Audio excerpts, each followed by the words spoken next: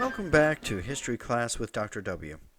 As we continue our discussion of the growing sectionalism between North and South approaching the Civil War, in this lecture we're going to talk about one of the events that drove a wedge between North and South unlike any other, John Brown's raid on Harper's Ferry in 1859. You might recall in a previous lecture I talked about John Brown and his sons, who launched a daring and brutal attack during the Bleeding Kansas crisis back in 1855 and 56. Brown and his family resurfaced again in 1859, launching another daring raid, this time against the U.S. Armory and Arsenal in Harper's Ferry, Virginia. Between the two attacks, Brown had traveled back and forth between Kansas and Virginia a number of times, and on his trips through the mountains, he got to thinking about an even more glorious plan to strike against slavery. He determined to attack straight into the heartland of slavery, the foothills of the Appalachian Mountains.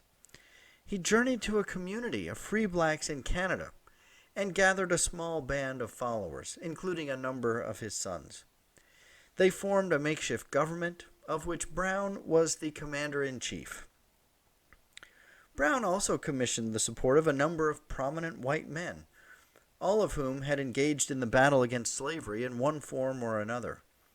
Together, these groups planned a military expedition into Virginia, the ultimate goal of which was to establish a nation of free blacks in the Virginia mountains.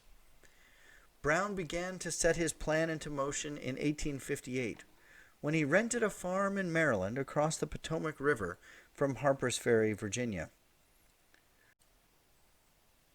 With his army, quote-unquote army, of 22 men, 5 black and 17 white, he planned to seize the U.S. Armory and Arsenal there and distribute the weapons to slaves as they joined him. Brown spent much of 1859 trying to add to this band of men, pitching his plan even to the great abolitionist Frederick Douglass. Most of those he spoke to, while agreeing with his intent, thought the plan foolhardy and doomed to failure. By mid-October 1859, Brown had decided to go ahead with the support that he had, and hoped that more joined him as he proceeded. Considering how much time he had had to plan the attack, Brown was remarkably ill-prepared. He hadn't warned the slaves in the area that he was coming. He hadn't scouted the terrain for escape routes, with no rations or extra supplies, and with no plan of what to do, even if he actually succeeded. He just went ahead. Brown and his band captured the armory with ease. It was guarded by only one man.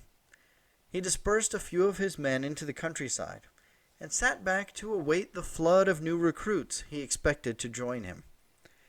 Ironically, his men killed only one native of the area, a free black man who happened to be out walking.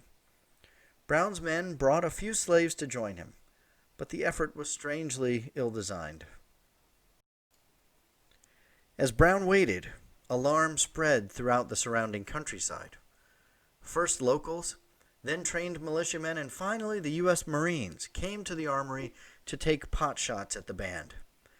The Marines were led by Robert E. Lee and Jeb Stuart, who would of course become key Confederate leaders during the Civil War. A number of Brown's men were shot and killed, and eventually all were either killed or captured.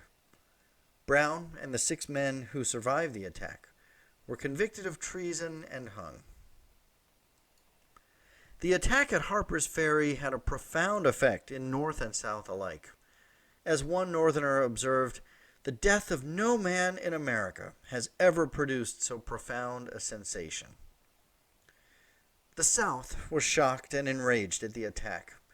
It sparked rumors of slave uprisings and additional attacks from the North. After the facts of the attack became more clear, many Southerners pointed to the fact that slaves had not joined Brown as evidence that slavery was a benign institution and that the slaves were better off enslaved. Northern response began with shock and reproach, then grew into making a martyr of Brown and his men. Brown's grace and humility during the trial and before his death did much to redeem his image in the eyes of Northerners.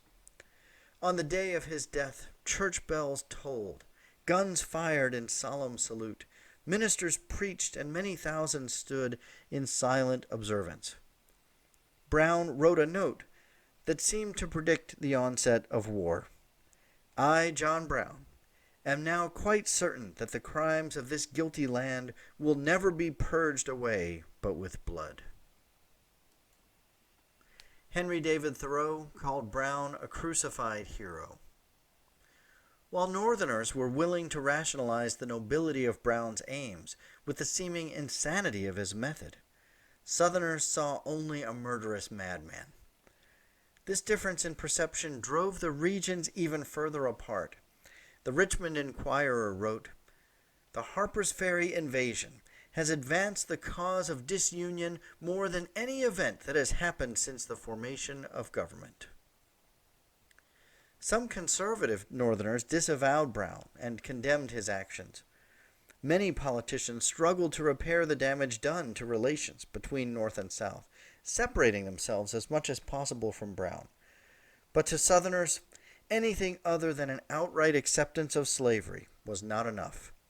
As the 1860 presidential election approached, North and South were farther apart than ever.